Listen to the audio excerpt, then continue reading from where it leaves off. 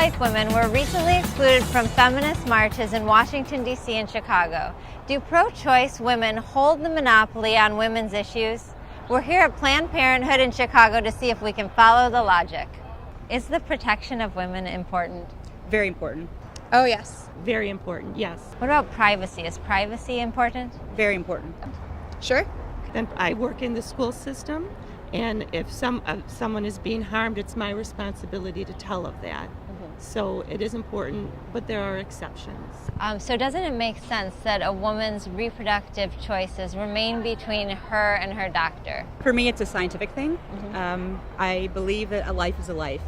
There is an element of confidentiality that is needed, but at the same time, if another human being's life is at stake, if another human being's life is involved, confidentiality is inexcusable. So, of course, a woman should have protection and rights by law, but a baby is a separate human being. That baby should be protected in the womb. Should everyone be treated equally? Well, of course.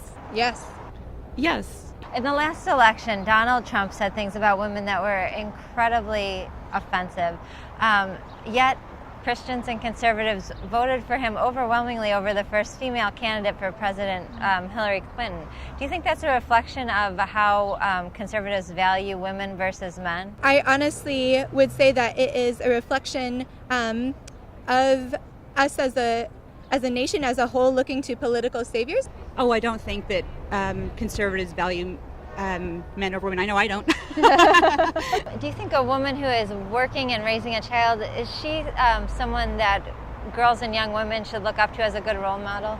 Yeah, absolutely. Of course. Yes. As a woman who's breaking barriers in a male-dominated industry, is she a good role model for girls and young women? Absolutely. Sure. Is Hillary Clinton a good role model for girls and young women? I think you can find good in anyone and everything, and she does do some things well. So I appreciate that she's broken ground in some area. No, I don't believe so. I believe that there has been quite a bit of corruption in her life, not just in her campaign, but in her personal life.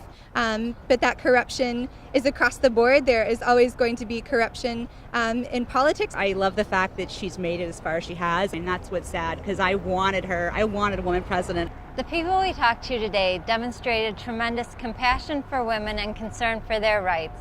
Yet predominant feminist groups continue to exclude them over a single issue. At a time when unity is needed, they choose division. Can you follow that logic?